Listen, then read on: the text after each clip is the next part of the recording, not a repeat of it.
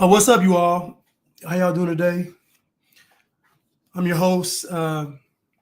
He is Blanchard, aka Free Blanche, aka Blanche Radamas, aka Blanchy Kruger. Yeah, today's title is Dating While Black 102.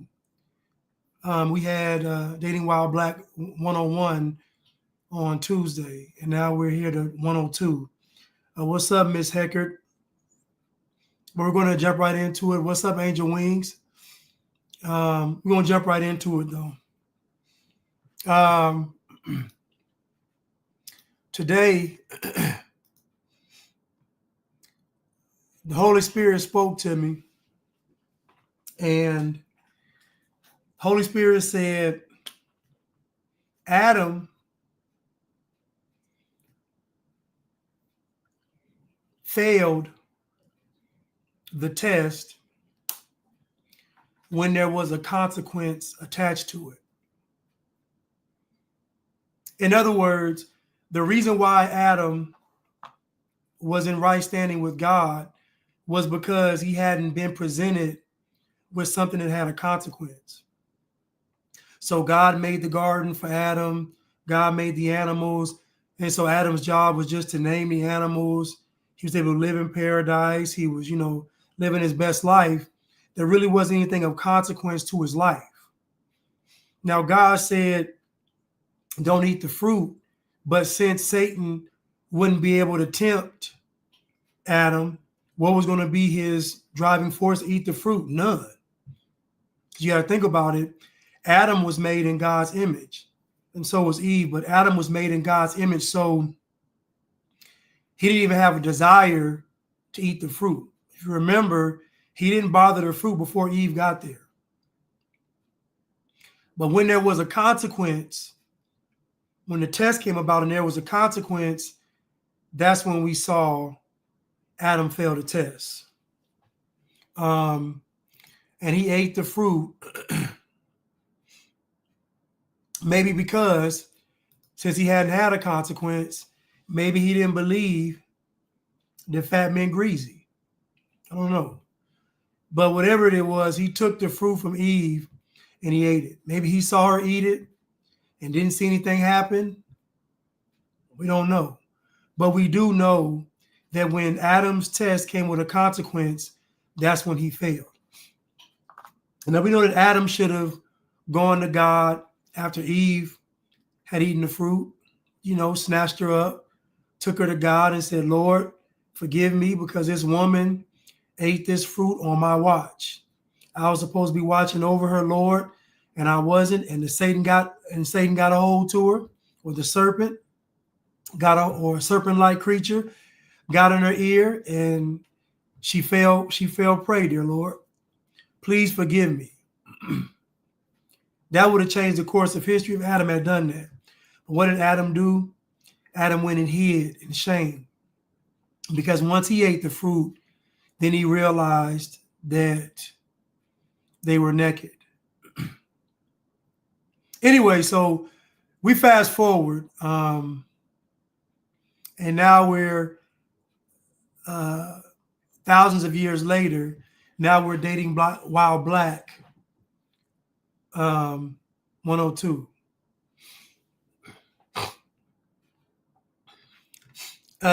This is for somebody in the chat said that I sound like this person. I don't think I do, but I do watch his content. I'm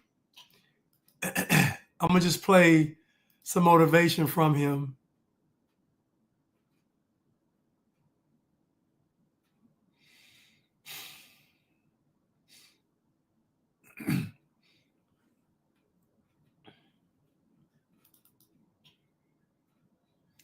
I'm gonna just play some motivation from him. But somebody in the chat said I sound like this guy. Ask your woman, did you get some game today? Woman, ask your man, did you get some game today? What's game? Uncommon information, meaning something that I didn't know yesterday that I know today. You need new revelations every day. Why? Because the same way that a bodybuilder builds their body, you need to be building your mind. Did you get some game today? Did you read today? Did you think today? The things that you desire to do in life, did you take out the time to gain more knowledge and wisdom on how to do that? Have you thought about your people today? Do you want to bring improvement, encouragement, enlightenment, empowerment, development to your people, to keep your people out of confinement? Did you get some game today? Did you meditate today? I know that you went to the Shade Room, Baller Alert, DJ Academics, and you saw all the gossip and things that was going on. I know you went to them other guys that profess to be pimps, and they might have slandered me or slandered whoever. But did you get some game today? You can tell me about Cardi B and Offset breaking up. But can you tell me about you sitting over there being on set with the game so you can come up? Did you get some game today? Or did you spend 20 minutes, 30 minutes, and an hour listening and watching foolishness? After you do all of that, can you at least take, at least, brother, can you at least take a half an hour out your day to get you some game? That was Sinful P. May he rest in peace. He was a former pimp turned motivational speaker and game enthusiast. But he just gave you all some, he asked the question, did you get some game today? So to put this in layman's term, are you wiser today? Did you obtain some wisdom today? Are you better than you were yesterday? Are you learning as you're going through life? Did you get some game today? Are you making the same foolish mistakes that you made yesterday? Did you get some game today? So in this dating world, thank y'all so much. I can't, thank y'all so much. But, Sinful P is a legend. I give credit where credit is due. May he rest in peace. But a lot of former pimps end up becoming, motivational speakers and authors. And I'm going to say this too. And his name is Brother Philip Brandon Gilmore. But a lot of, if you really want to learn about relationships, and it's going to sound crazy, you're going to go to the Bible for the spiritual aspect of it. But then from the tangible aspect of it, a lot of people, and I would say that work in these industries, they say the oldest profession is prostitution. They call it pimping and hoeing. These people in this subculture of pimping and prostitution, they understand human behavior. In fact, they master human behavior.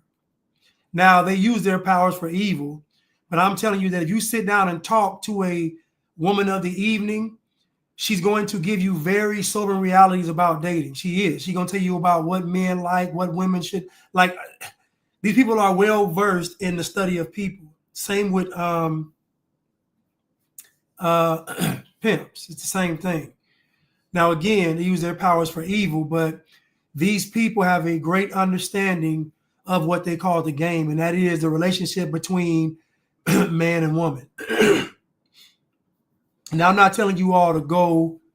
Let me, because I see this keeps going in and out with my Wi-Fi. So I'm gonna just go ahead and just, because they're playing games. As we speaking about game, they're playing games with me today. So I'm just get off my Wi-Fi and use my phone. So I don't know why it's cutting up. So hopefully it's better now.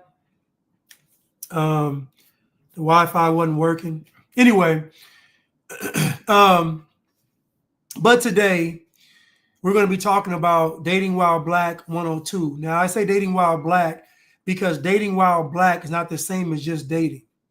There are rules for dating, and then there are rules for dating while black. There's a whole nother layer of stuff you got to deal with when you are black and you are dating. For example, if you are a black man and you go outside of your race, they're going to say that you hate your mama and you hate yourself. You can't handle a black woman.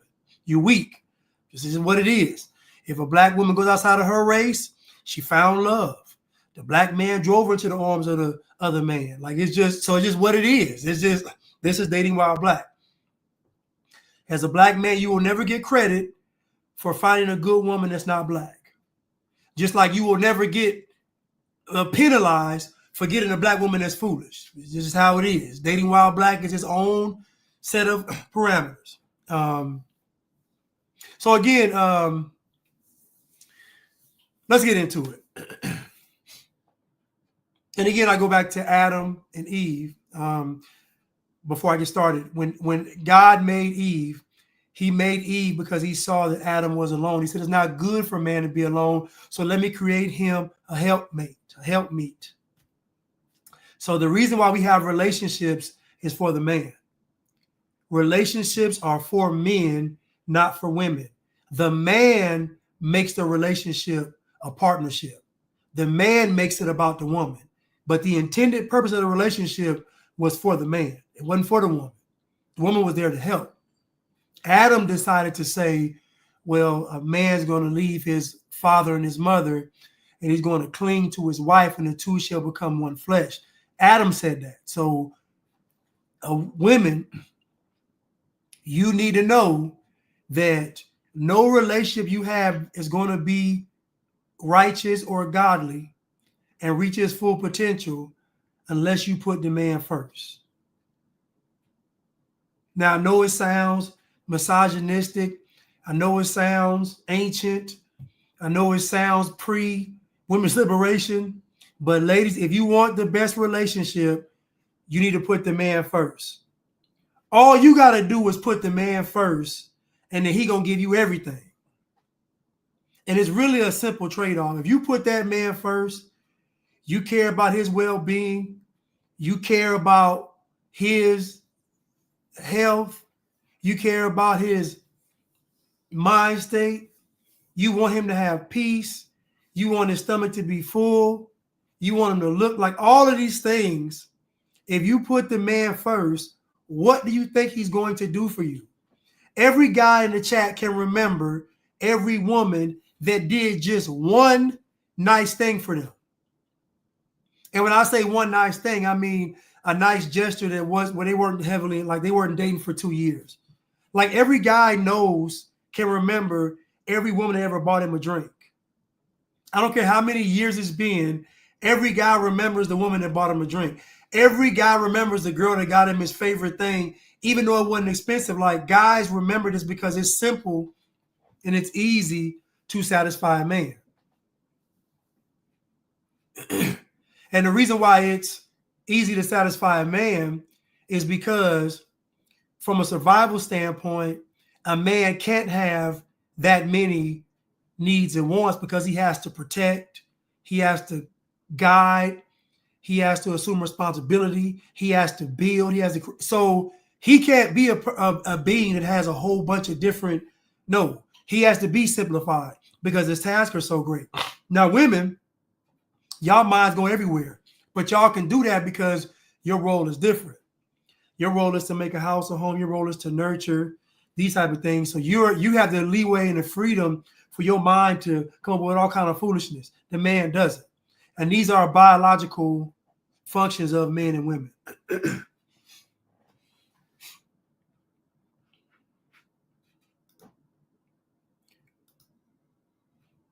But let's continue.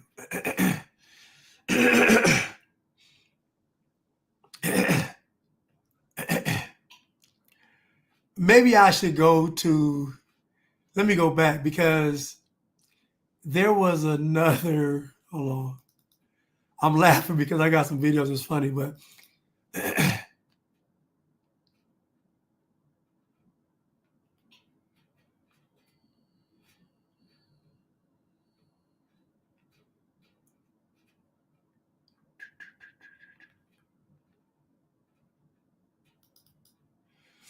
I honestly been meaning to ask this question for a while, like just sticking with white women. I know there's other races of women that date black men, you know, like that's who they date on a regular basis, but just sticking with white women. Why?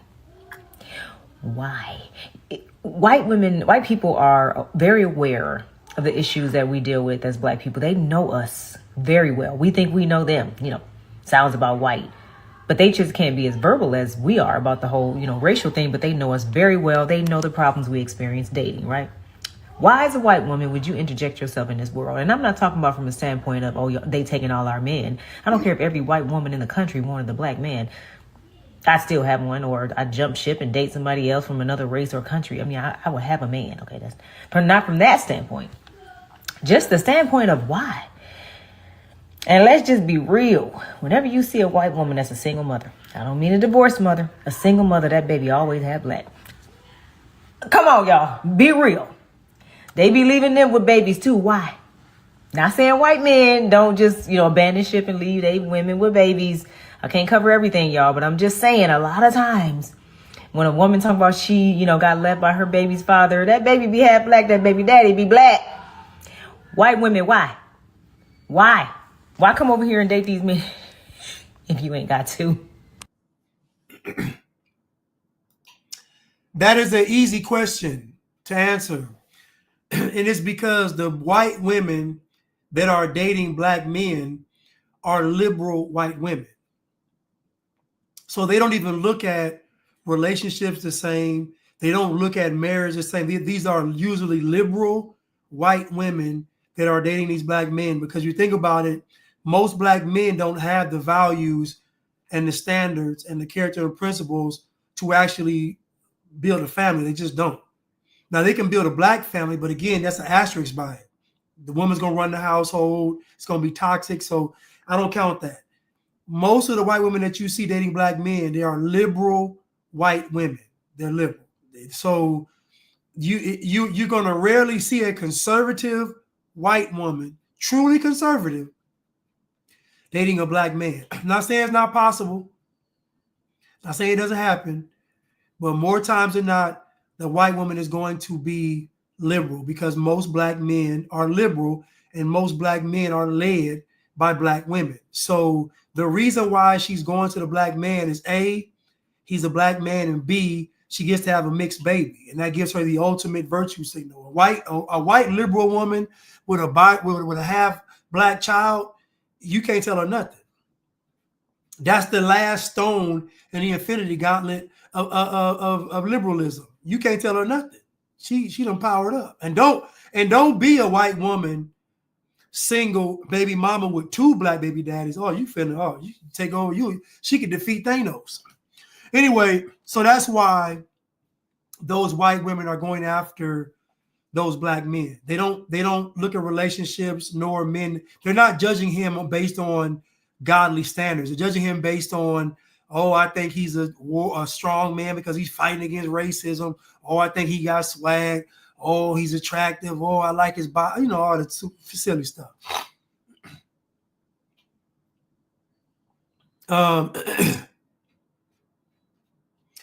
But her name is Ebony M. Ford, but she's always talking about how she has a man. And again, she's a single mother. She's always talking about she's attractive, but I guarantee the guy that she's with, he has to be older than her. He has to be older, probably a divorcee.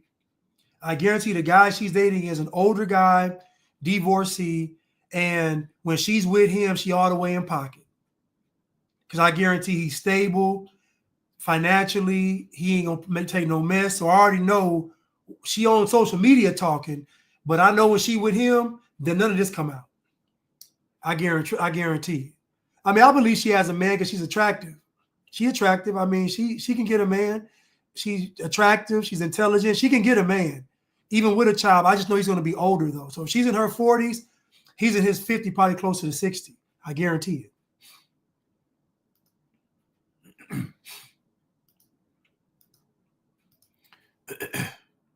Today's title is Dating While Black 102. And last week we went through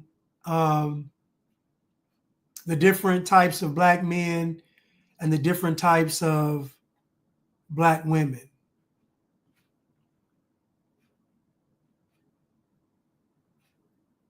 What is this? You know your registration's expired? I might save that one.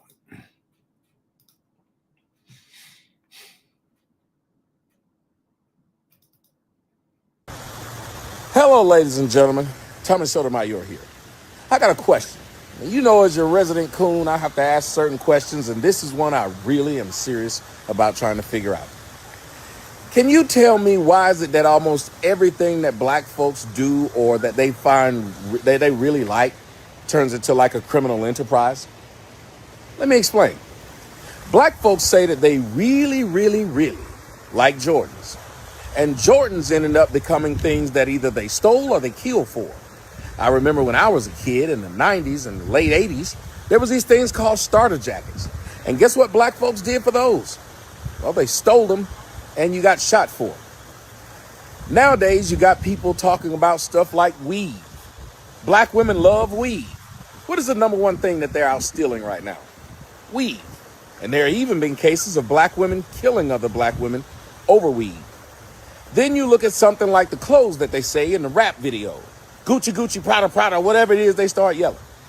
And what has happened to those clothes? That's right. They too have turned into things that black folks will steal and kill over. Almost everything in the country. You notice white folks love Billie Eilish. They don't kill and steal over Billie Eilish. But us, we'll kill and steal over rap music. We'll kill and steal over rappers. We were going through a war in the 2000s and late 90s, early 90s, East Coast versus West Coast. So what we did was decided that we were going to fight over things that we shouldn't have been fighting over.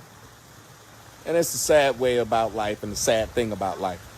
I really wish that it wasn't true, but it seems like the dumb thing to do is to get black people to like your things. Because when black people like your things, they either A, gonna steal, or B, gonna kill. I'm Tommy Sotomayor. Tell me if I'm lying. Listen, I like Tommy. Tommy is a trendsetter in this, and what folks are doing today, he was probably the first, even before Kevin Samuels. But I think Tommy Sotomayor's problem is that he has low self-esteem, meaning he doesn't value himself as far as himself. He values himself based on what he's accomplished and what he has. The problem with that is that once it all goes, or if it does go, then what are you left with? The foundation of a man has to be on his own merit, meaning that I am me regardless of whether I have the mansion with the pool in the back or whether I'm in the shack. I'm still the man, because the mansion doesn't make the man, the car doesn't make the man, and the clothes doesn't make the man. But Tommy Sotomayor grew up in a time period where it wasn't cool to be black, it wasn't cool to be dark skinned. And he was black, crunchy. He was every black thing in the sun. And I know it affected him. And so part of, to me, what he does now is kind of revenge. A lot of these men are on a revenge tour. They are, because they got done wrong, back in the day. But I can't even say done wrong, because it's a part of life. Everybody has their ugly duckling phase. Everybody has their swan phase, and then, but I just think Tommy Sotomayor, a lot of his stuff comes from pain and hurt, how he was raised. And also, when you raised in an urban environment, impoverished, because I think he was raised in Capitol Homes projects, you raised in poverty and you're an ugly duckling.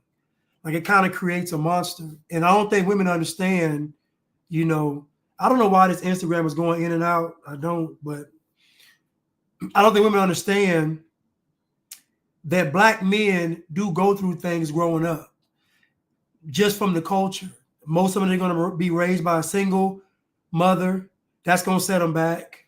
Most of them are going to have the father's going to be absent. That's going to set them back. Most of them are going to grow up in neighborhoods with black culture and poverty and destruction and death and damnation. That's going to set them so black men are having to go through a lot now. Black women do too, but the difference is that society is telling black women that they're queens. She could be the most ratchet, degenerate beast on the planet, and society gonna say you're a goddess. So it's a whole different script for black women than it is for black men. Black men don't get that script. When black men get called king, it's usually out of sympathy. It is. When black men get complimented, it's usually out of sympathy. It ain't. It's not a proclamation. It's not just a bold statement.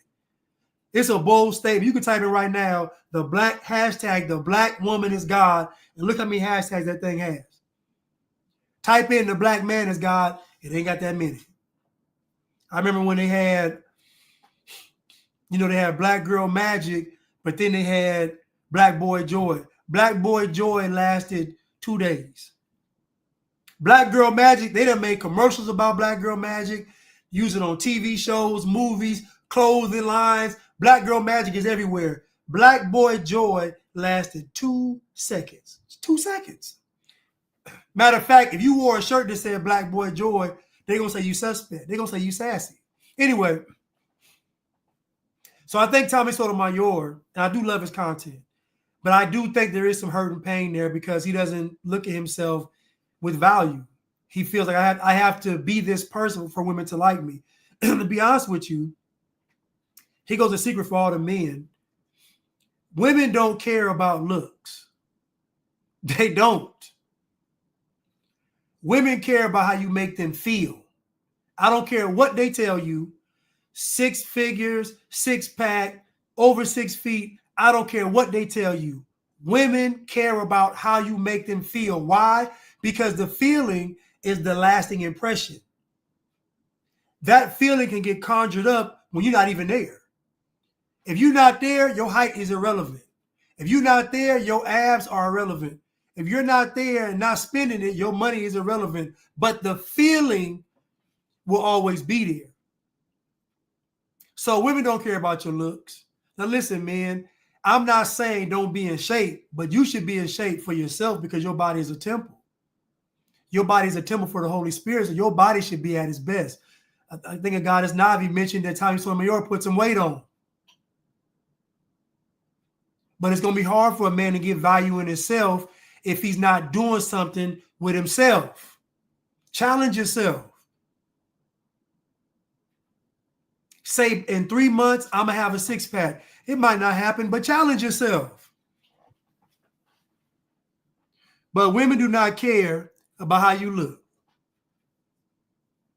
I don't think I've ever gotten a woman based on my looks. I think my looks may have helped, but I don't think I got a woman because it's my personality. It was my charm, my charisma. That's what got him. I don't think it was my looks. I ain't the most handsome guy on the block. I ain't the ugliest, but I ain't the most handsome. I'm just saying, they don't care about your looks. This is why it would behoove a man to focus on building the inside, the character. That's how you win in the end. Let's continue. But he's talking about black culture, and black culture does affect dating. It does. Sorry, Keenan. I don't know why it keeps freezing. I think it's Instagram doing it because I'm off my Wi-Fi.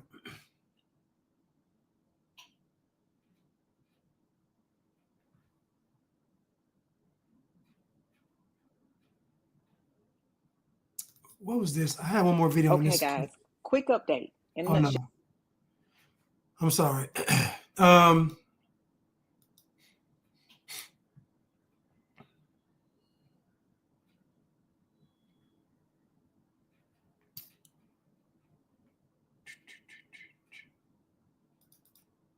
You can access anything of me, my heart, my body, my mind. I'm going to need access to your phone. Yes, but does that not bring to bear a presumption? So let me, those on Instagram, let me go out and let me come back in. I'm going to close it down and I'm going to come back in.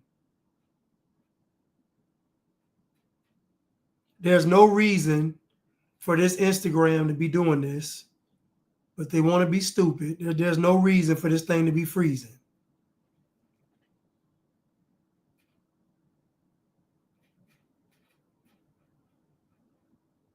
There's no reason for this thing to be freezing.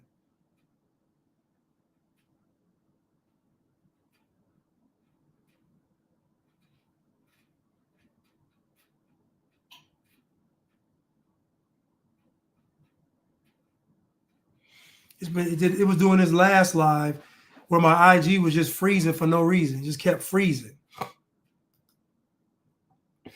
Now this is this Dr. Bryant chick.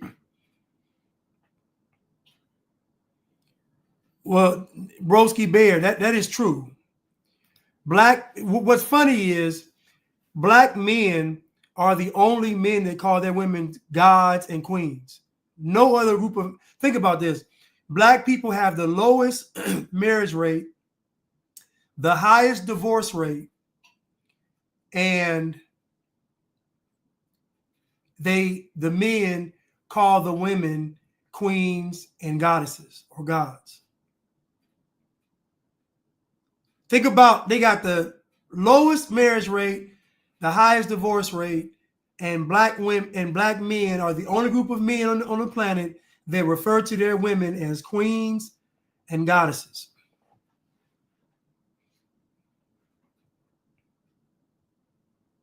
Oh, speaking of interracial, I had another video that was interracial, about interracial dating.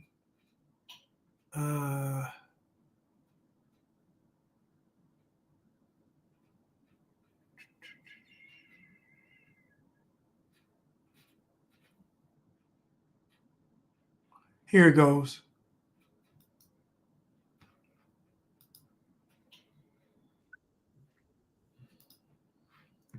Okay.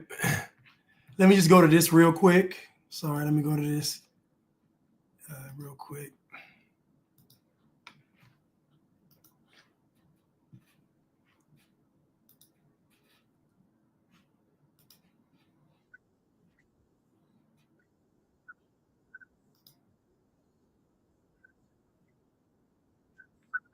Oops.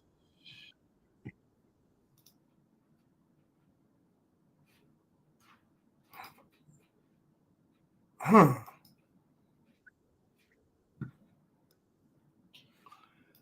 Hold on, let me, because that's not working.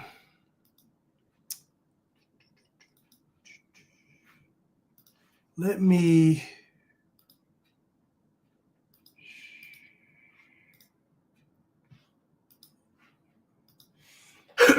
White wife, white husband. White wife, black husband marriages have the highest divorce rate of interracial couples. They are twice the divorce rate of white wife, white husband couples. Black wife and white husband marriages have the lowest rates of divorce. They are 44% less likely to end in a divorce than a white wife and a white husband. So not only are we not divorcing, we're 44% less likely to divorce. Yeah. We staying together. Yeah. We locked in. Yeah. That's after 10 years. Stand on it. Yeah. White wife, black husband marriages have the. So she's talking about the marriage statistics between white and black. And I'm going to say this. The reason why the divorce rate is lower among white men and black women is, let's be honest, it's because black women behave better with white men for the most part. For the most part, because you have to think about cultural conditioning. Black people are conditioned subconsciously to not look bad in front of white people. Black folks still make statements like they making us look bad. Them making us look bad is looking bad in front of white people. So that doesn't go away in relationships. The same way black people don't want to look ignorant in front of white people, they don't want to look silly, they don't want to look foolish, is the same way that these black women approach most interracial relationships with white men. It's just, so in other words, they act better. Because in relationships, the man sets the standard usually. Now, every now and then you get a liberal, weak white guy, and then she'll go in there and, you know, but she's still not going to emasculate him.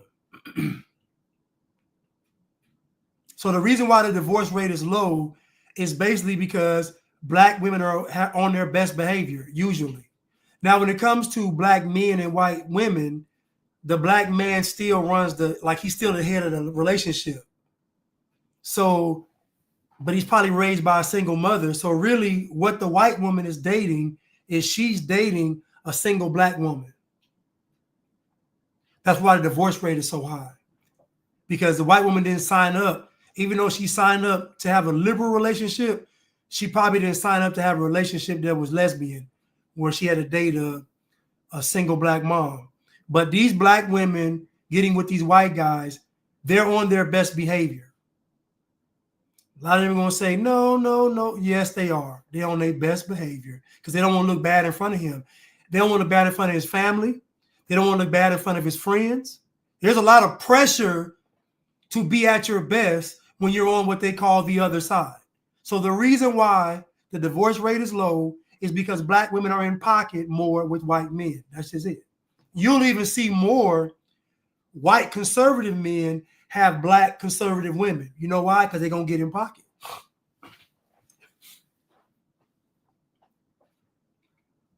Everybody going to say, oh, that ain't true. I done seen black women run over white. That's rare. That's rare.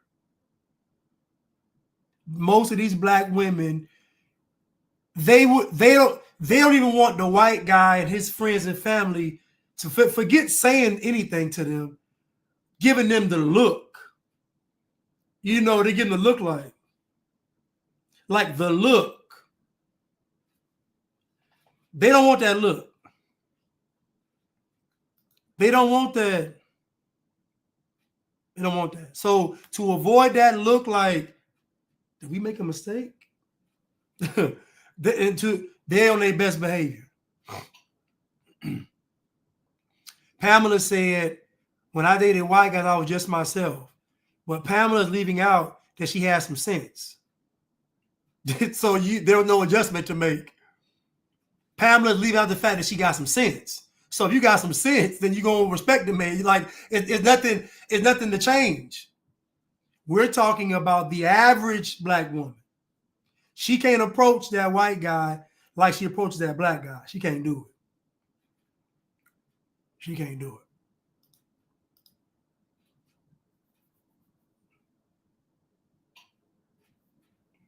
The same look the white lady gave Tracy Morgan after he threw up on her on the court. Threw up on the court. Uh-oh. We got a controversial statement from I ain't gonna say that. From Figgy. Figgy said, white men treat black women amazing, so it's easy to act accordingly. So this could also be cultural. Again, the cultures matter with interracially dating.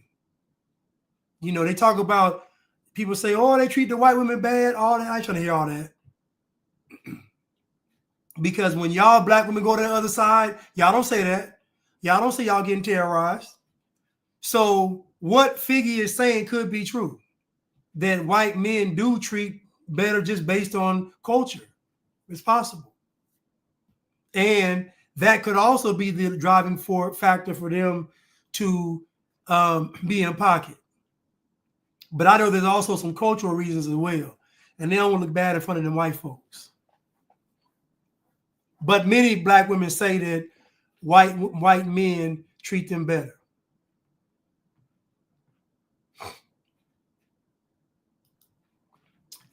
King Cole just said, just date outside your race and you'll be fine.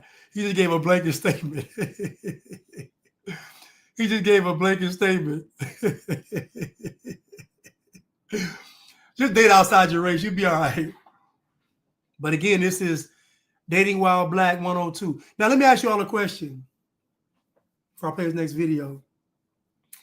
Do you all believe that the black dating market is salvageable, or is it just a landfill? What do you all think? Is the black dating scene, is it salvageable, redeemable, or is it just a landfill?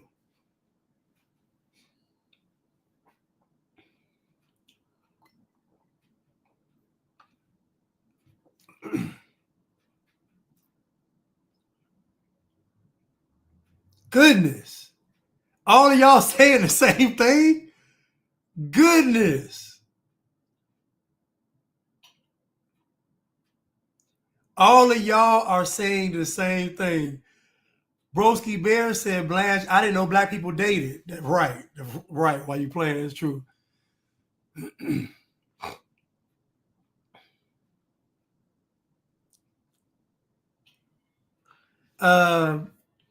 Safe and the Standard of Truth podcast.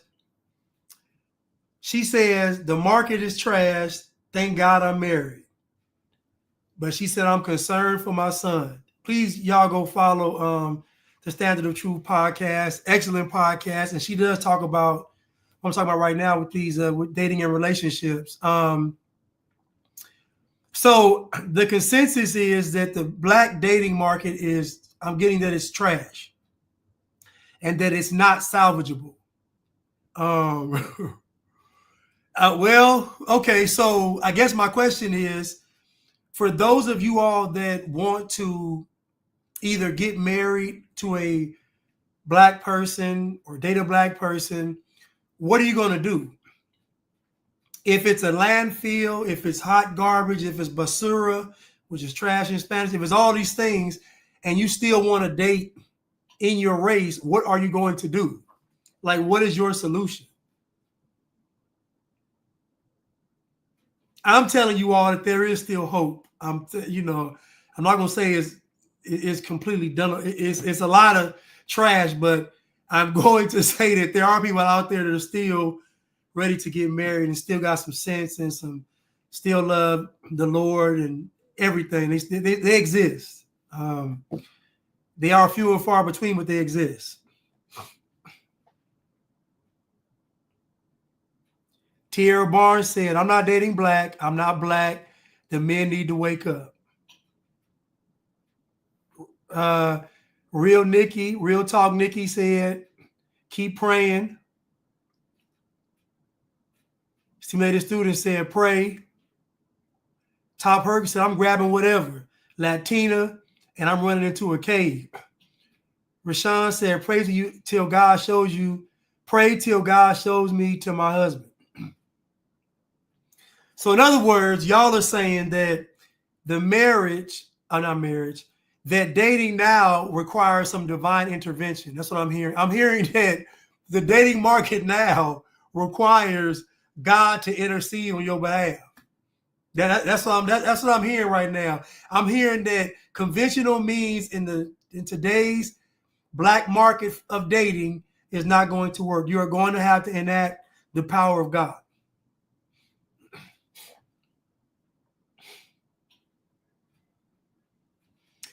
Data Look got the character traits that happen to be wrapped in the right package. People do the opposite. I don't know what that means. Free Throw says, I'm currently dating a white woman, and even most of them look up and idolize foolish black people, so I don't know. It is tough. It is tough because the who's who in the black community aren't the conservatives. So most white people, if they like somebody, it's going to be the commercialized black libtard, bliggity. That's what it's going to be.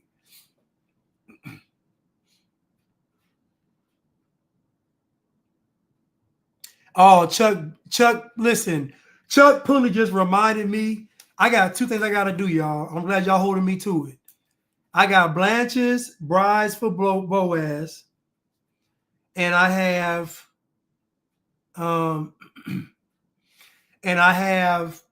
Jesus Over Culture t-shirts coming. So those are two things I have to do. So I'm going to get into those two things. Thank you for reminding me, Mr. Chuck Pulley.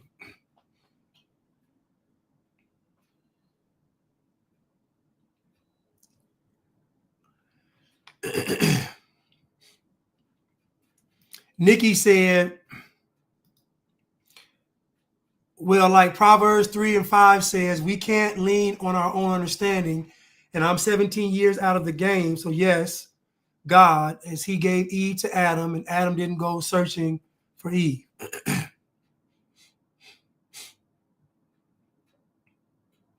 Cruise Missile says, I'm convinced that life doesn't want me to have a wife and kids, even though that's what I wanted since I was young.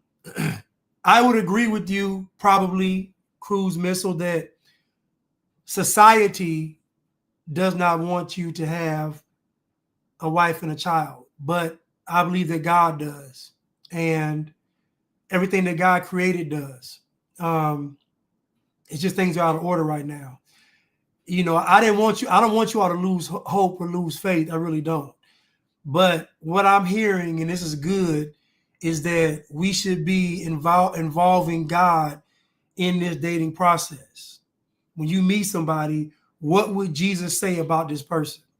And even take it a step further, what would Jesus be saying about what I'm doing with this person? But let's continue. Access anything of me, my heart, my body, my mind. Before you can access anything of me, my heart, my body, my mind, I'm going to need access to your phone. So, Yes, but does that not bring to bear a presumption of guilt or absence of trust that at the door, I need a passcode? I operate from a place of transparency, not honesty. We are transparency together. You have access to my body, don't you? If we get to that space, you have access to my heart, to my mind, right?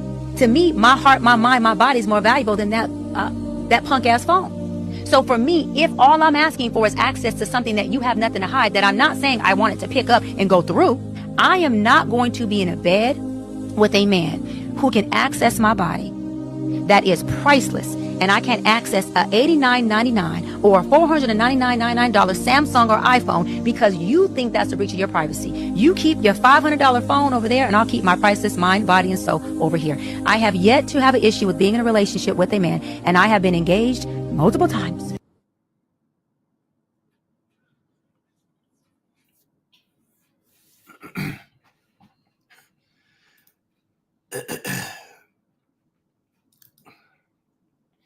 My advice, I don't know if Chuck is in here, because I keep seeing y'all saying teach him Chuck. A lot of you women, I'm just go ahead and say it. You better off speaking less. When you get married, you talk all you want. He gonna listen. But if you talk now, he's not gonna marry you. A lot of y'all, he's not gonna marry you because what you're saying is opposite of what he wants to hear from a wife. So when a man is trying to date you and you're talking to him, you have to sound like a wife. It doesn't have to be all deep and philosophical, and you ain't got to, but you got to sound like a wife.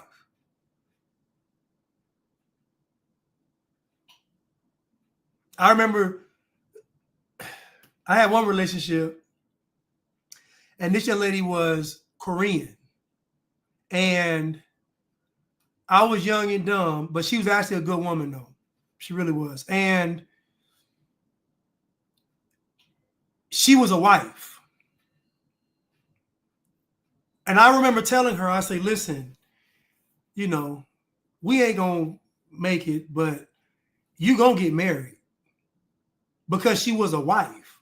Her culture and upbringing, she was raised in Korea and then came here when she was like 19. She married somebody in the military, came here when she was 19. Anyway, but she, like, you're going to get married.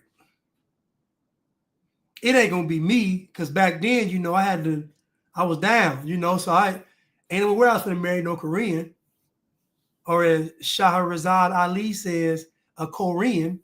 But she was a wife, though. And as far as her treatment of me, I can't even, like, she's a wife. Not just a wife. She was like an old school wife. Like if I said that, you know, my back was sore, you know, when I came home, the tub was already filled up with some, you know, the Asian got all the stuff, some kind of green anti-soreness. She's like laying it like just, she's a wife. Now, I'm not reminiscing over the woman. I'm just saying that she didn't have all of this stuff that these women have today. She didn't go to college. English was her second language, although she could speak English well, because she's the type of person to where when she came over here, she's like, okay, I want to learn English. I want to learn American culture. I want to learn like so she was very, but to me, her mentality was put the man first because she saw her mother do it. She saw her grandmother do it. She saw the folks around her do it. And I think she left Korea before Korea got super woke. She's from South Korea. But yeah, right. Acupuncture. Listen, whatever I needed, I remember going to work. She had my breath like this. Listen to me, y'all. I remember going to work. I was leaving the house at 6, maybe 6:30 at the latest. I was leaving at 6 early. It'd be dark outside. This girl, I wake up, I'm talking about pancakes, omelets, turkey bacon. I'm talking about she cooking at 5 in the morning. Now, as I'm saying, so I'm like, what in the world was I thinking? What in the world was I thinking? Yeah. But what I'm telling you is that I knew, just based on how she treated me, that she was going to be married. I knew if the next guy was getting what I was getting, he wasn't gonna let her go. I knew that. Tierra Barnes said that's Proverbs 31. Now listen, y'all, we was fornicating. We was fornicating. I'm telling you that we wasn't abiding by the quote unquote, the word, even though she was a believer, I was a believer, but we were still, Now,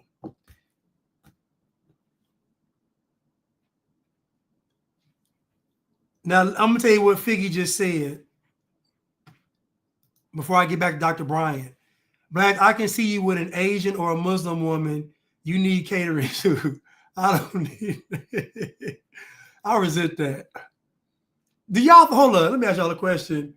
Who in the chat thinks that I need to be catered to?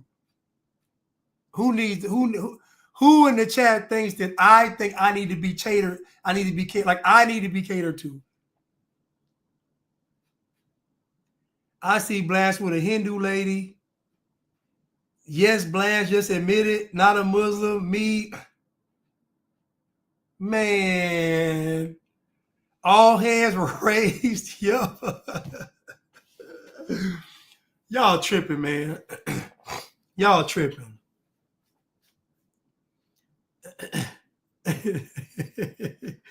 Y'all tripping, man. Y'all tripping. Y'all tripping. Listen, the way y'all say cater to, I don't like it. Because it ain't the Beyonce saying that song. I don't know. Amber Cole, I ain't going to read that.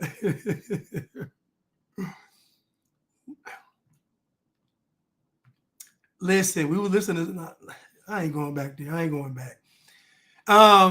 So Dr. Bryant says that if a man has access to her body, then she should have access to his phone. Now, I want you to think about when a woman wants to make a bold statement to a man. Not the next man I get, I'm going to be the best.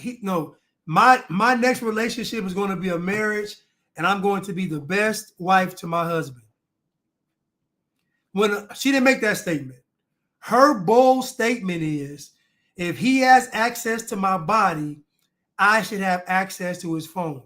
Now, what self-respecting man, what man with any, and I see you, Keena, zipping your mouth closed. I see you. What self-respecting man is going to hear her say this and say, you know what, sign me up? What self-respecting man is going to say, sign me up?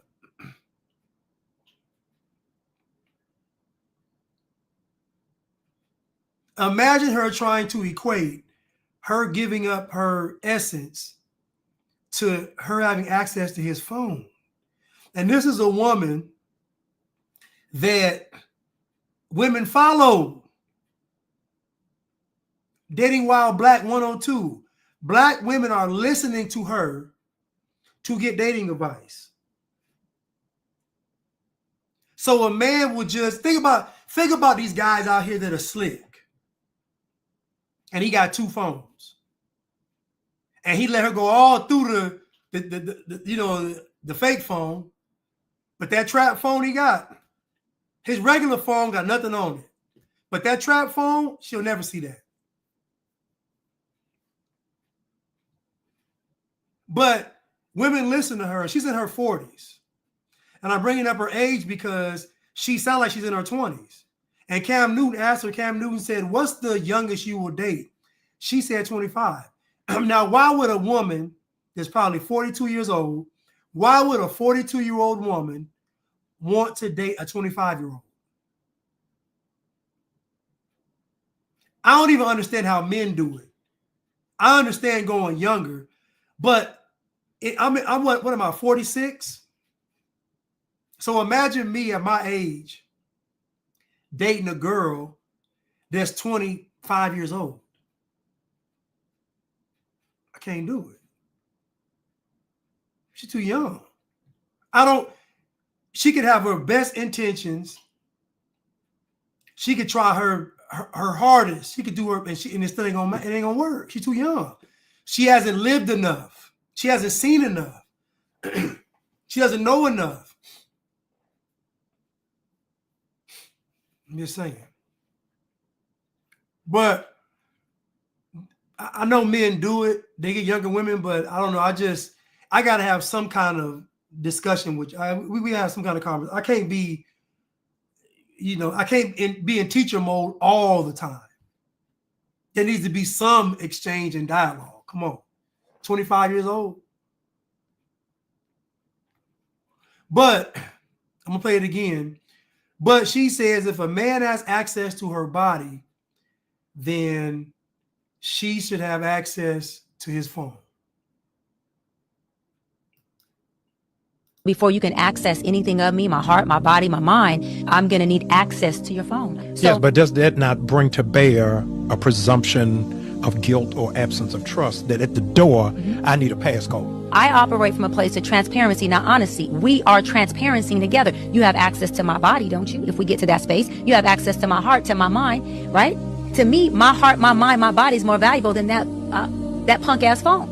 So for me, if all I'm asking for is access to something that you have nothing to hide, that I'm not saying I want it to pick up and go through, I am not going to be in a bed with a man who can access my body that is priceless, and I can access a $89.99 or $499.99 Samsung or iPhone because you think that's a breach of your privacy. You keep your $500 phone over there, and I'll keep my priceless mind, body, and soul over here. I have yet to have an issue with being in a relationship with a man, and I have been engaged multiple times. Now, what she said in the end is very telling. She said, I never had a problem. I've been engaged multiple times, but you're not married. So there was clearly a problem. Like, clearly there was a problem because you aren't married. So there was a problem. There was a problem.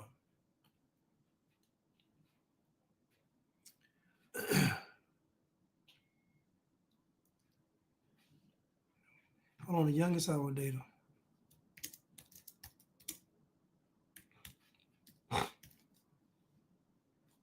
But also, too, the maturity that, and I'm going to speak on men for a second. Men take some time to grow up, especially black men. Black men suffer from arrested development. They delay growing up. Black men want to play around so as long as they can. Believe me, I am a living witness of that. I really didn't kind of wake up till I got to my 40s. When I got to be 40 years old is when things started making sense. And I started to actually value, the substance of life. not just what it looked like and what it felt like, but actually what it was. But it does take time for men, especially black men. I think my maturity kind of accelerated because I'm not black anymore, so that helped me. When I stopped being black, I gained at least about 20 or 30 years in maturity. But most black men suffer from arrested development. They don't want to grow up. And it's because the culture coddles black men being immature. The culture elevates and highlights and what's the word I'm looking for?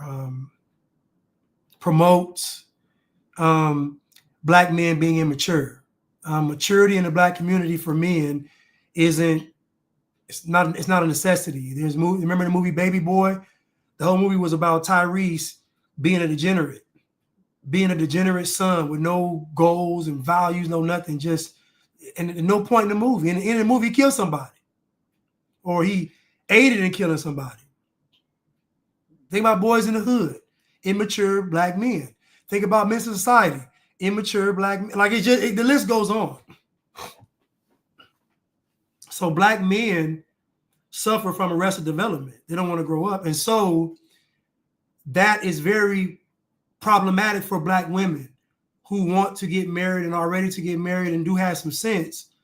Even when a black woman is God-fearing and has her life in order, she's still going to have to deal in the dating market of blackness to try to find those men. Even if she finds a good one, is he going to be ready to be married? Settle down and commit. Even if he's a guy that checks off her boxes, he's God-fearing, is he going to be ready to get married? Because even those men still are like, okay, is she the right one? Okay, I may want to get this over here done. I may, they may be goal-oriented. Like, it just may be a lot of factors involved before they even want to get married. And so it's difficult, but I will say that black men, if they're going to be black, they will have to get some time, some leeway. Umaquan, yes. The movie Little Man, yes. And again, I'm telling you from experience of how immature I thought up until my 40s. Yeah, up until my 40s. It was like I was in a daze and I didn't wake up. I woke up at 40. What was it? I was 41, maybe. I woke up at 41, like, wait a minute. Wait a minute, what's going on? But Dr. Bryant is foolish, and Dr. Bryant talking to Jamal Bryant, this is the blind leading the blind. This is Tweedledee and Tweedledum, dumber and dumber. Jamal Bryant and Dr. Bryant, they got to be the most unintelligent conversation on the planet. Talking about relationships. He got babies out of wedlock and possibly suspect. And she done had 3 engagements, probably a couple abortions. She already said she believes in premarital sex. She'll date somebody 25, so you know she's foolish. So, yeah, foolishness. And listen, ladies, I'm not telling you all to wait on a man. I'm not. I'm saying that when you meet the average black man, you're going, if he's 35, he's probably really 25. If he's 40, he's 30. You get my point.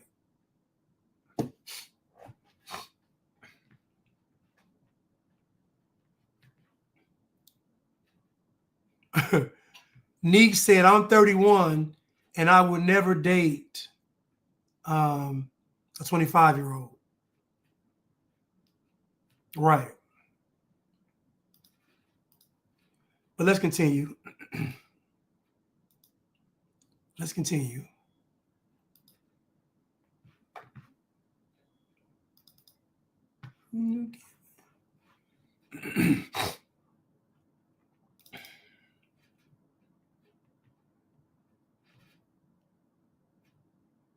I got some good ones, y'all. I got some good ones. Men on dating apps that say that they are apolitical, no, you're not. We see right through that. You're either willfully ignorant and you don't care that political decisions directly impact people's lives, or you're conservative and you know that that is controversial and unattractive to a lot of women. You're not fooling anyone.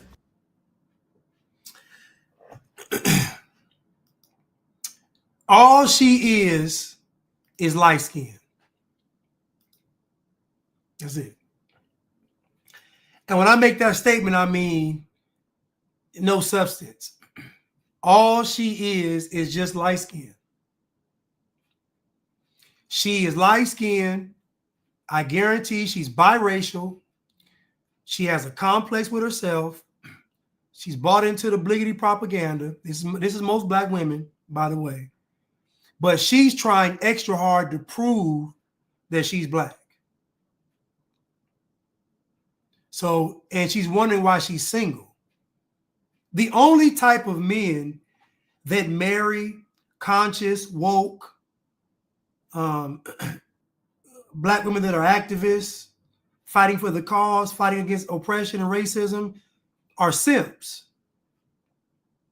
Because a real man is not going to want his woman to have an opinion about every controversial matter out there. Because eventually it's going to bring some problems to the house.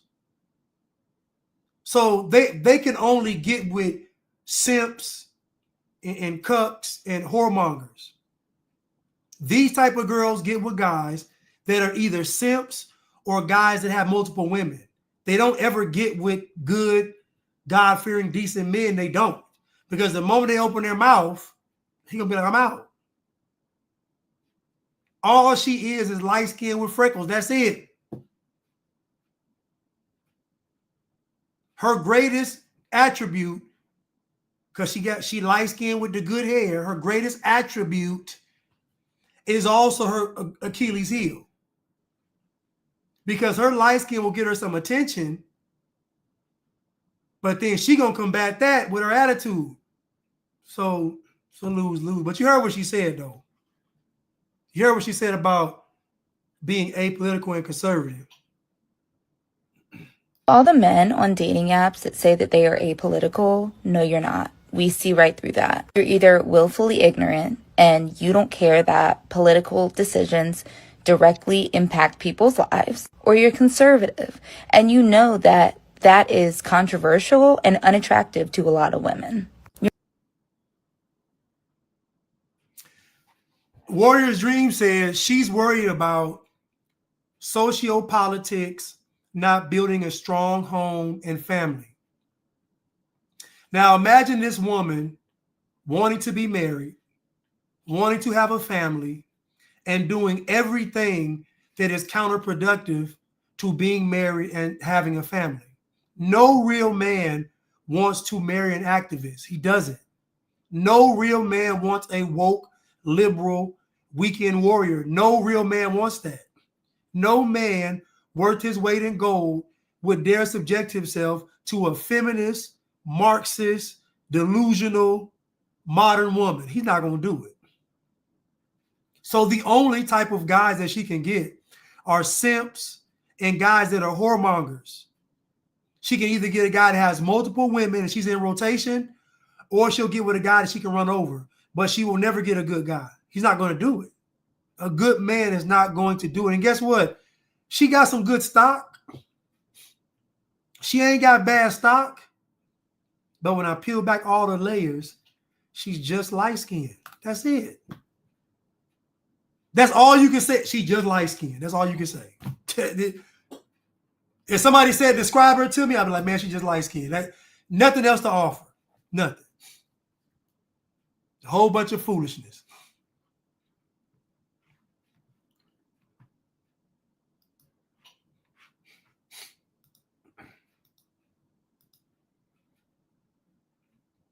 But let's continue.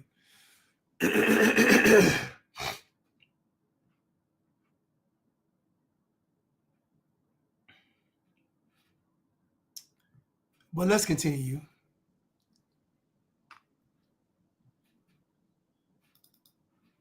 My homegirls don't have nowhere to sit. It's a group of grown-ass men sitting at the table talking up space.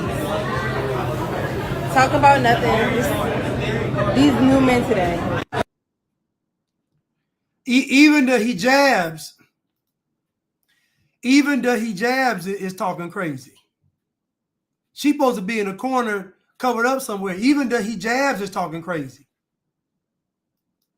Me and my homegirls don't have nowhere to sit.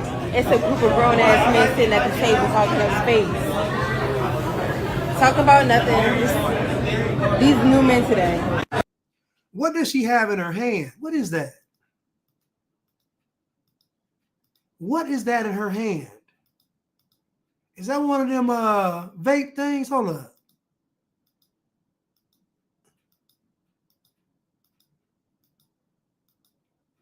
I know that ain't no vape.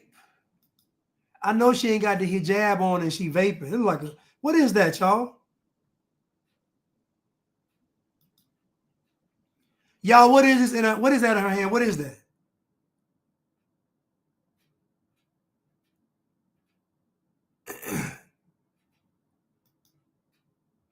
Is it the hookah, the thing that go on top of the hookah? Is that what it is? Because it looks like it's not a phone. What is that? I hope it ain't no vape. Because I don't think it's a hookah, the little hookah top. Is hookah?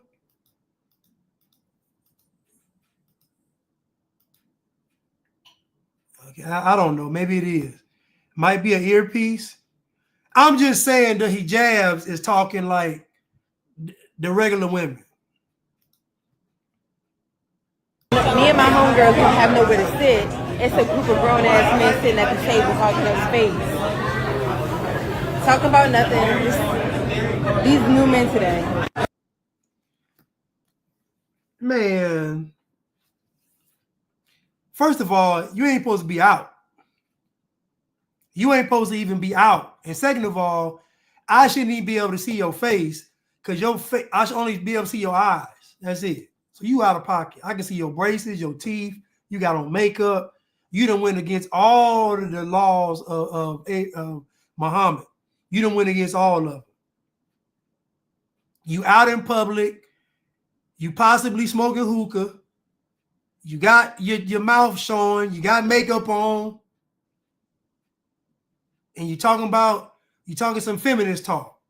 You want men to give their seat up for you, knowing good and well in your culture they ain't doing that. If it's a seat in the room, they sitting down and y'all standing up. If y'all even in the same room.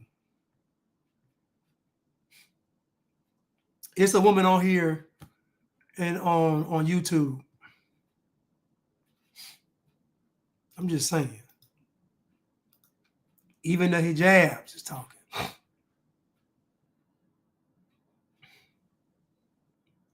Oh, real quick. I want y'all to see somebody in action real quick. But you are hot, baby. You are the hottest and sexiest and most romantic man in town. You really do it to the ladies out there. I know. That's why I wonder why I'm here and they're out there. So tell me, what's next for you? What's your next big ambitions? We're going to do a movie. Oh, really? Which one? It's called Spice of Life. Is that about you? Yeah. Oh, that's that fabulous treatment that I read? Yeah. The one that was out in California when we were there? We started shooting in... Y'all see Rick James in action. Now, y'all do know that Rick James swag was like Samson / the modern black woman. If you pulled off Rick James' wig, he wasn't the same. If somebody ran by and snatched off Rick James' wig, he would have lost all his powers. But during this time period, Rick James on top of the world. But when I watched the clip, I said, wait a minute. It's the wig. Now listen, Rick had the swag. He had the charisma. He could sing. He had it all. But if I pull that wig off, boy, you talking about power's gone? Let's play it again. Well, you are hot, baby. You are the hottest and sexiest and most romantic man in town. You really do it to the ladies out there. I know. That's why I wonder why I'm here and they're out there. So tell me, what's next for you? What's your next big ambition? This reporter right here, if ever a woman wanted somebody, it's her right here. I guarantee after this, I guarantee something went down. Something went down in the town, I guarantee.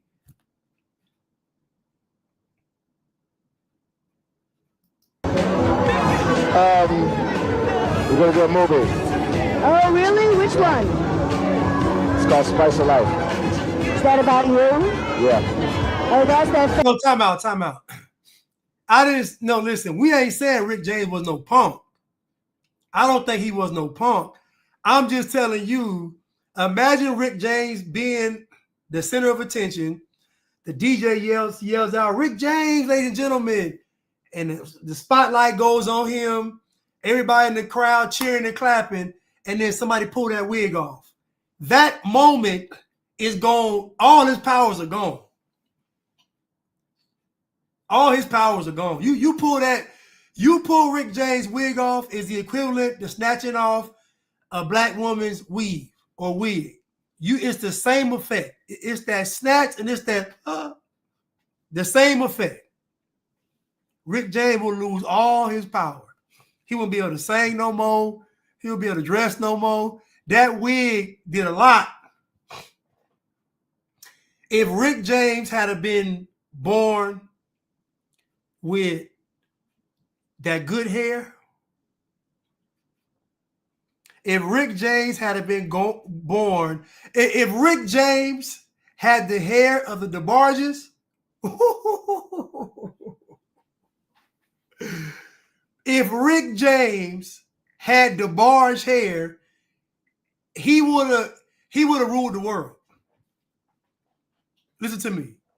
If Rick James had the hair of the DeBarges, he would have been the ruler. The planet would have voted him to be king of the world. Rick James.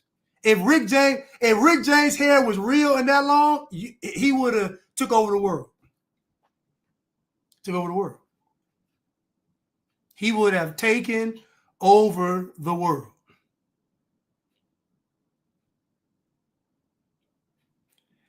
Imagine what Rick James did with a wig. Imagine what he would have did if he could have came up out the water and did like this.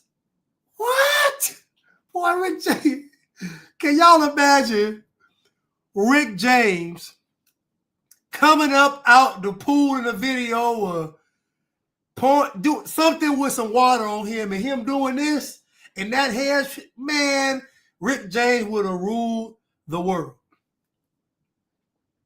God said, I can't give him that. God was in there like, okay, I'm going to give him this. I'm going to give him that. I'm going to give him this. I'm going to give him that. I'm going to get.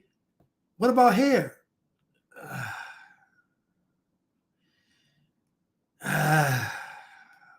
Peter, Paul, I can't do it. It's like, why not? It's going to be too much. Be too much. God, if God would have gave him that hair, it'd have been over. You could have counted. Rick James would have been bigger. If Rick James had the hair of the DeBarges, there would never have been Michael Jackson. There would never have been nobody else. He would have had to have passed away. I'm just saying. If Rick James had the hair. Y'all think Rick James was a fool. He was a fool with a wig on. Could you imagine his real hair? Rick James would be if Rick James' hair was down here for real, he would be walking outside naked. He have on some boots, that hair flowing, and a microphone singing. Give it to me, what you say. You couldn't tell Rick James nothing. Give it to me, what you say. Give it to me, baby. Just give it to me, baby.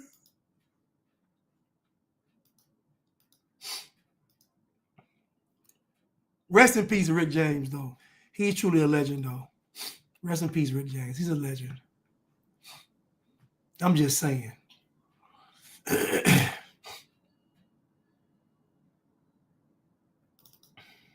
Truth. Mr. Monzel. But today's title is Dating While Black. And I wanted to just, because I had recently just, come to the realization that I don't like being a girlfriend. I hate it. I don't like being a girlfriend. I don't like being a girlfriend to anybody. I want somebody to be a boyfriend to me. And it's like, as bad as that sounds, that's just what it is. Like, I'm cooking for you. I'm not washing your drawers. Yeah. I don't care about how you feel. Yeah. Yeah. So you just want to vibe and... I just want to vibe. I just want to chill. We can go out on dates. We can have fun as friends, though. Yeah. Nothing more. I'm definitely not trying to get married no time soon. For sure.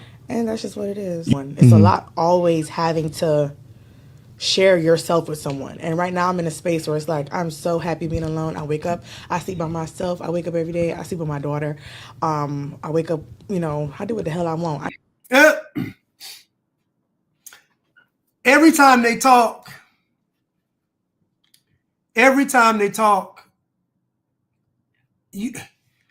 I can already tell you right now, baby mama, already knew it, multiple abortions, ratchet behavior, bad behavior, poor communication skills, does not believe in being natural.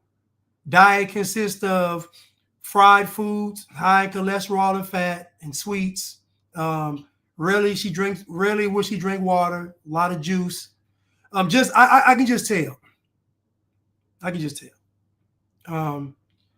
But let me rewind it, because what she's expressing is how a lot of black women feel, but they're in relationships. I've recently just, come to the realization that I don't like being a girlfriend. I hate it. I don't like being a girlfriend. I don't like being a girlfriend to anybody. I want somebody to be a boyfriend to me. And it's like, as bad as that sounds, that's just what it is. Like, I'm cooking for you. I'm not washing your drawers. Yeah. I don't care about how you feel. Yeah. Yeah. So you just want to vibe and... I just want to vibe. I just want to chill. We can go out on dates. We can have fun as friends, though. Yeah. Nothing more. I'm definitely not trying to get married no time soon. For sure. And that's just what it is. It's a lot always having to share yourself with someone. And right now I'm in a space where it's like, I'm so happy being alone. I wake up, I sleep by myself. I wake up every day. I sleep with my daughter. I wake up, I do what the hell I want. I ain't got to worry about who I'm affecting with my daily decisions. Yeah.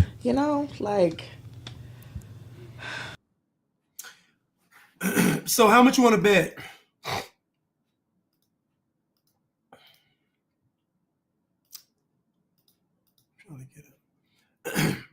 Again, when women talk like this, when women say they're being alone, when black women say this, they're not alone. They're sleeping with men. They're not just alone. When they say alone, they mean not in committed relationships. Alone doesn't mean I'm at home reading the Bible. I'm at home going over my daughter's timetables with her. That's not what they're doing. Alone means I'm still having sex. I'm still going out. I'm still living my best life. I'm just not in a committed relationship. So they're just saying they're living life without a commitment to a man. That's all. And like clockwork, she's a single black mother. And if you look at it very closely, she has that septum pierced. And I said before, that septum, when you pierce that septum, it releases a demon. When you pierce that septum, a demon gets released. I've yet to see a woman with that septum pierced and she has some sense. I've never seen it. I've only seen foolish women with that in their nose. She's had STDs, she's had abortion, she's had it all. Come from a single mother household. Y'all know the rundown.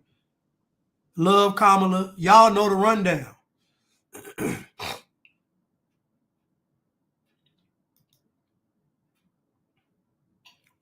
And she got a bad build. And she built bad. And she built bad. I said it. And she built bad.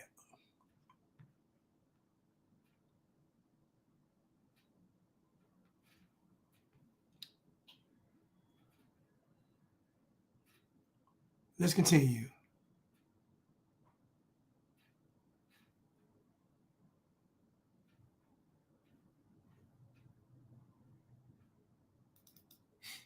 Every single man up that I've ever been with, baby. All right. When they leave me, they're in a much better position than when they got. A woman's value that she adds to a man is something that you cannot even put a. The winning walk with Christina said, I come from a single mother household. Guess I'm an anomaly. So we can agree that single mothers get worse every generation. So a single mother, the further you go back, the better the single mothers were, because those single mothers grew up in a household with a mother and a father, and usually the areas around them, it was still married couples. This modern Black single mother rarely sees married couples around them. They didn't grow up in a household. None of their friends had the father in the house. Like, it's a whole community. It's communities of these women with the single parent household. There's millions of Black children born. Most of them are born this way. So yes, back in the day, if you had a single mother, like my mom had some sense. Say, I grew up in a single parent household. But if I was born in the 2000s, you can cancel Christmas. You can cancel Christmas. Every single man up that I've ever been with, baby. All right. When they leave me, they're in a much better position than when they got. A woman's value that she adds to a man is something that you cannot even put a price on, baby. It is something that you cannot even look at the amount, because guess what? What we're doing is we're elevating you and we're growing you in a way that you could not even imagine. The very last man you was with, how long was that relationship? 3.5 years. When you met him, was he a millionaire? No. When you left him, was he a millionaire? No. You ain't made nobody nothing. A lot of these women talk about what they could do for a man and how good they are. Y'all ain't made nobody nothing. Just because you didn't make someone a millionaire doesn't mean you didn't make them nothing. I know you're smarter than that. Pause. Let me get it out. You didn't make him nothing. Let me just say this, ladies, before we get to this list. A lot of y'all have an overinflated ego. You're not bringing nothing to the table but problems, attitude, and taint, tarnished, and zesty. I don't know. So check your attitude. No, check your attitude, because y'all are not all that. Now, with that being said, let me finish this list. Yeah. So again, and I want to touch on this. How you as a woman add value to a man is that you put the man first. That's how you add value to the man. You put the man first. All this, let me upgrade you. That's Beyonce talking. That's Beyonce talk. Let me elevate you. Let me upgrade you. Let me, all that's foolishness. What a man needs from you is for you to honor and respect him. That's what he needs from you. If you have some kind of other skill, it's a bonus. But you should be leading with respecting and honoring the man. Not no business plan for him.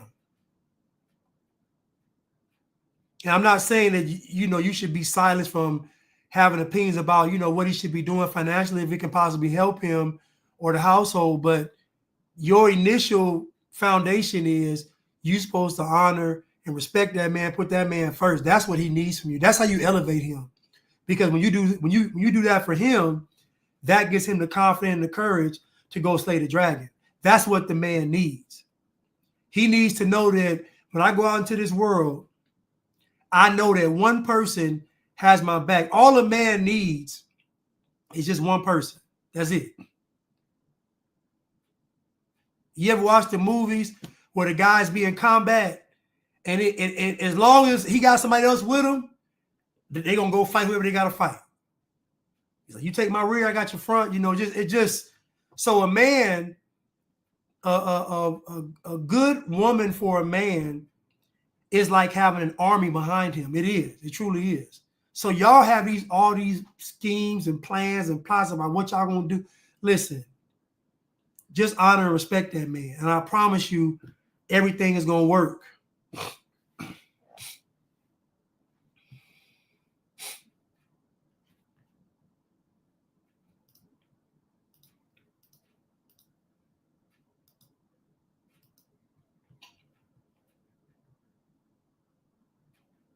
Everything is going to work.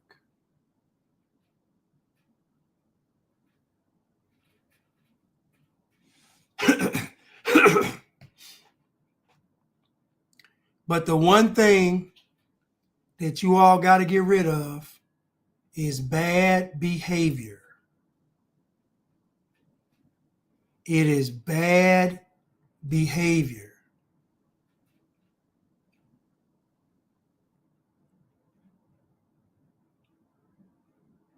Let's continue.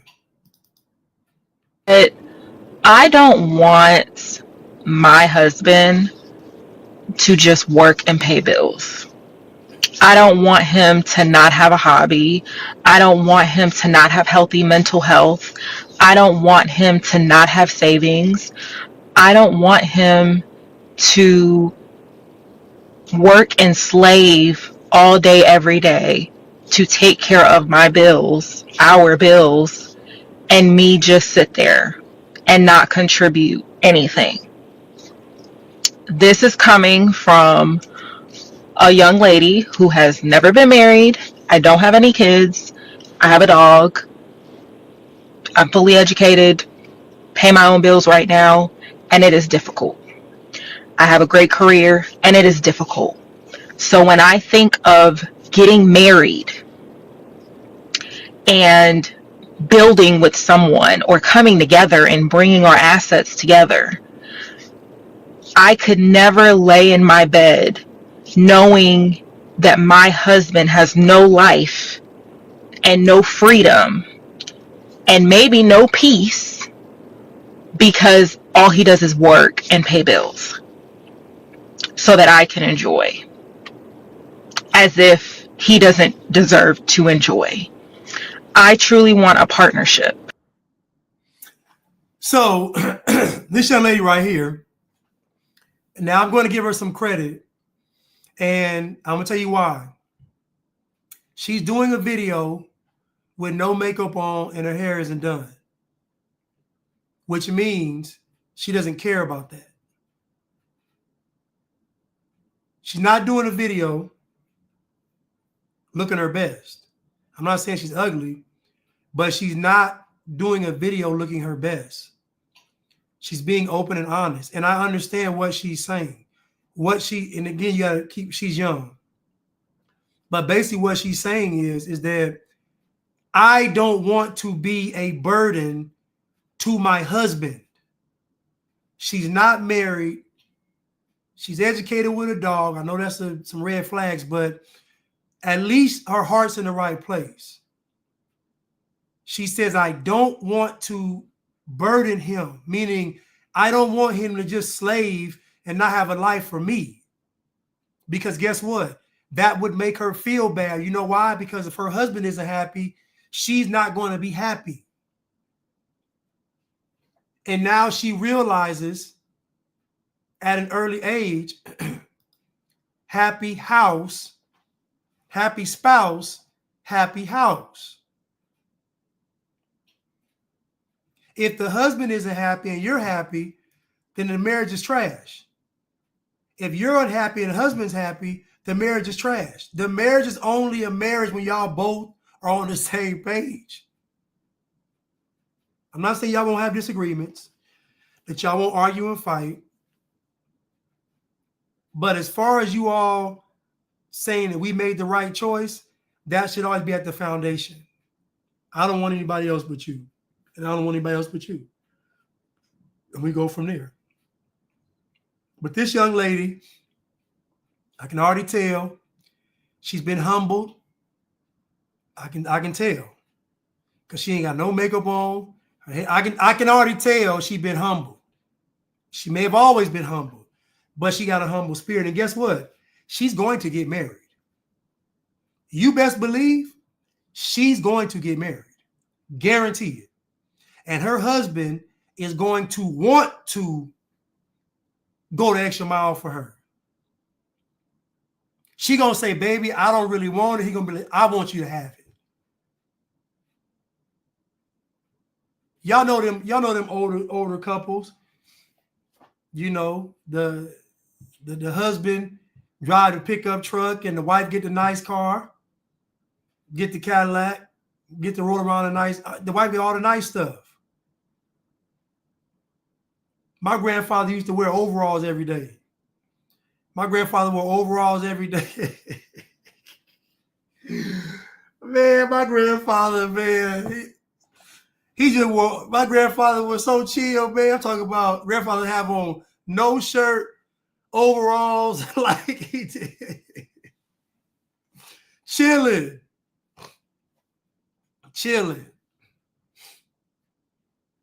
But she's going to get married though. And I appreciate what she said because what she's showing is her heart. I don't want to see my husband slaving over me. I just don't want it. Because she actually values the man. See, when you value the man, when you value him, you start looking at him differently. I don't want him breaking his back and slaving. I want him working, but not at the expense of us. No. So I get it. I get it. Let's continue. One more video.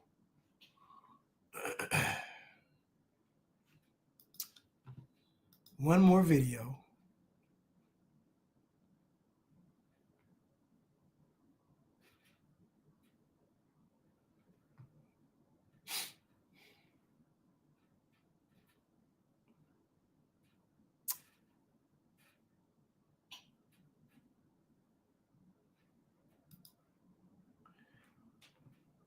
Where, man, I know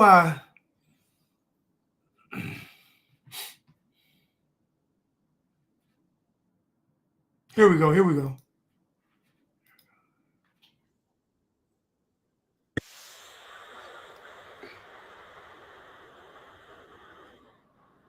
Who you should protect, who you should want to have children is her. This right here is a wife. This is a woman who you should marry. This right here is a woman who you should protect, who you should want to have children with.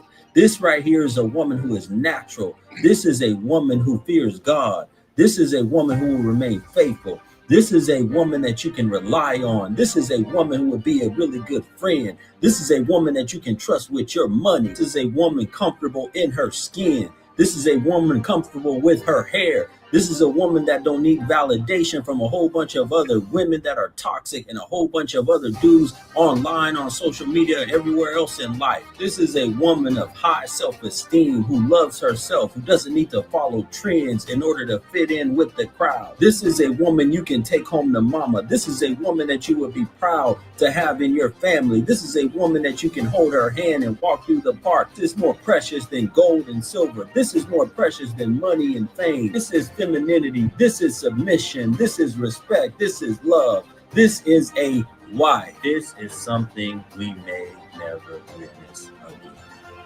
Thank you, sister.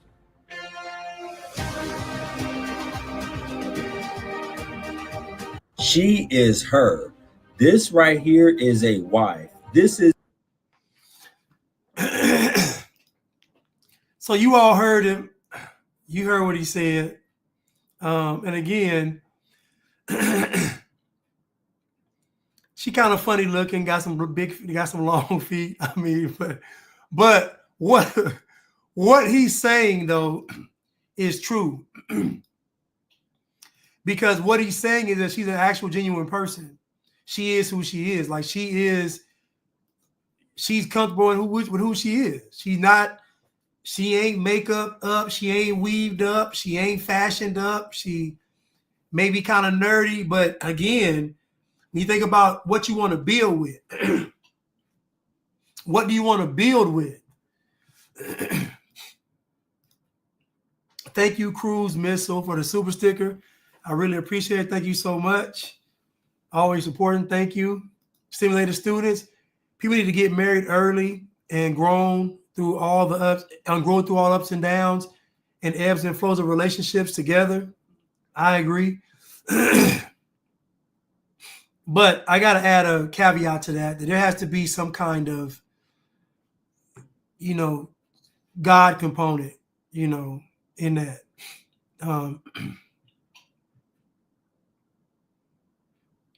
But yes, we should be getting married earlier. But thank you, simulated students. The Flaxseed, I've been following you since 2020. Continue to tell the truth. God bless you. Thank you so much, Flaxseed. I appreciate it, man. Thank you. It really means a lot. Vintage Goods Willie, Rick James had on the chokehold with his Johnson. Facts. Like, after that interview in that club, it was a wrap. Give it to me, what you say? It was over.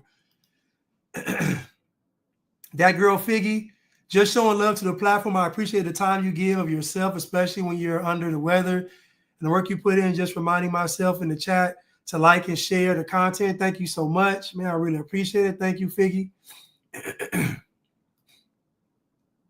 But this young lady, though, I'm gonna play one more time, though.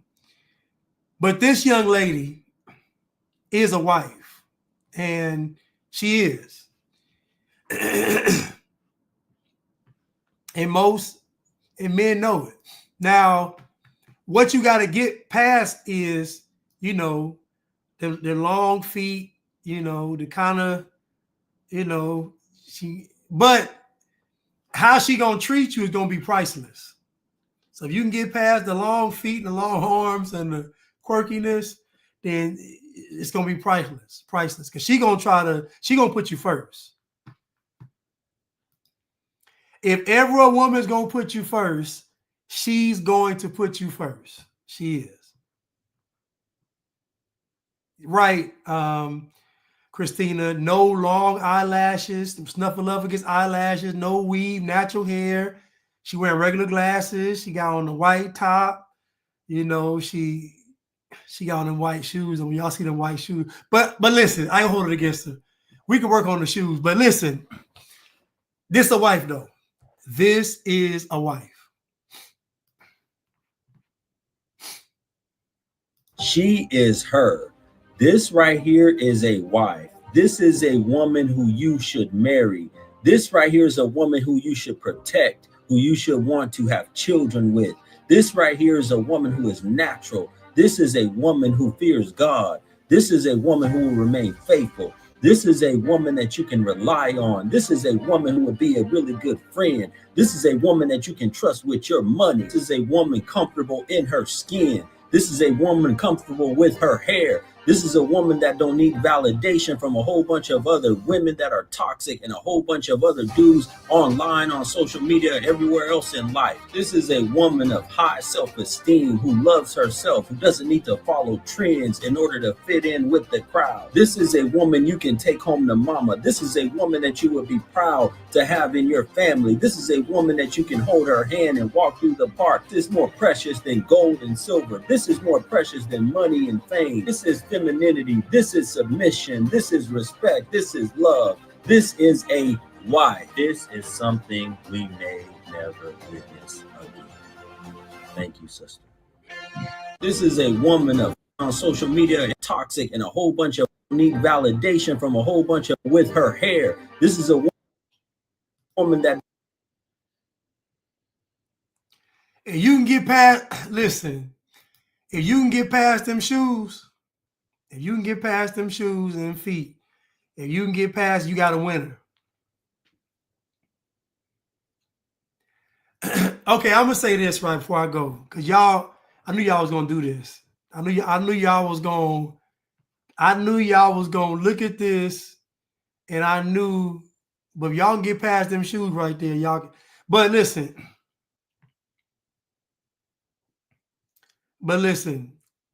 let me say this. Men know men know Men know what a wife, men know. Men innately know, they look at a woman and they know that this woman right here gonna love me forever. They know this. But the problem is the packaging. She could be a great girl, smart, everything, but he gonna say, I kind of want something a little. That's what the men know. Men know, say, okay, that's wifey. Like men know. But it's the packaging that gets the men, you know. But when you get older, that packaging start to, you don't care as much. I'm just saying. So it let me see.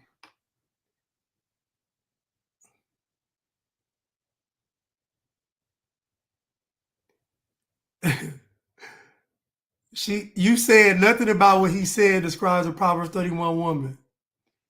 I mean, listen, y'all. Y'all know these folks don't be in the word like, yeah, come on, y'all. Y'all, these are the laymen of the laymen and women of the world giving the best advice they can give without God's word. I mean, you know. But if you can get past them feet, then. So what was the question? God is not. What was the question?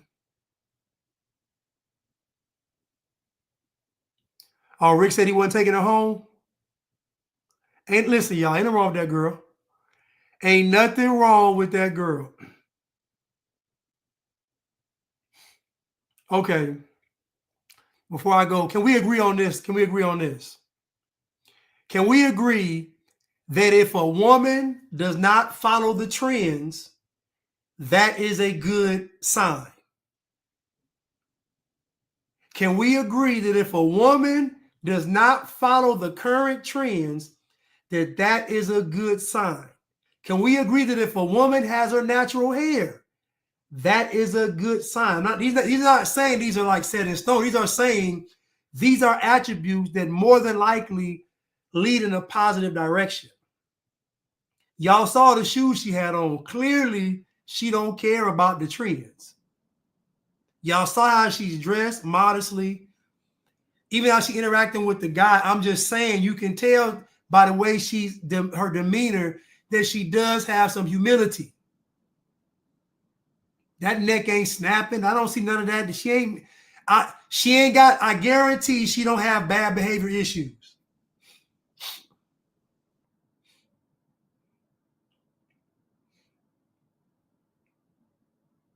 You know, so I'm not saying that it's set in stone, that it's a guarantee. I'm saying if I meet a young lady and she's wearing her natural hair, and I meet a young lady and she's not wearing makeup, and I meet a young lady and she's dressed kind of, even if it's dressed kind of off, I'm like, okay, well, at least she got her own mind. She values how she looks to herself. Now, and then Figgy said, and her husband gonna cheat. Yes, Miss Sullivan. The heart posture is what the men need to look at. But I'm just saying from observation. From me looking at a woman, and listen, men do this all the time. Men see women, watch and observe, and they see how she say at the gym. They'll watch and see how she works out, how she interacts with other men, how she dresses. Like all of these things lead somewhere. Does she actually work out? Like these things mean something. So men are observing. Men look for tangible results. So again, I'm not saying that we know if she's a wife or not. I'm saying that her demeanor will get her an invitation. Her demeanor will get her a sit down. Now you may talk to her and she be everything wrong or everything right. We don't know, but how she is will get her invite. And most women, that's what gets you all an invite anyway. Most of the time when a guy's observing you, it's not a lot y'all got to check off. Like, okay, she ain't this, she ain't that. Okay, cool, let's go out. Like, it ain't a lot. So it don't take much for her to get in front of a man and sit down, and then, you know, her give him her best spiel and him give her her best, you know, it don't take much. Okay, what's the question? Let me see the question before I go.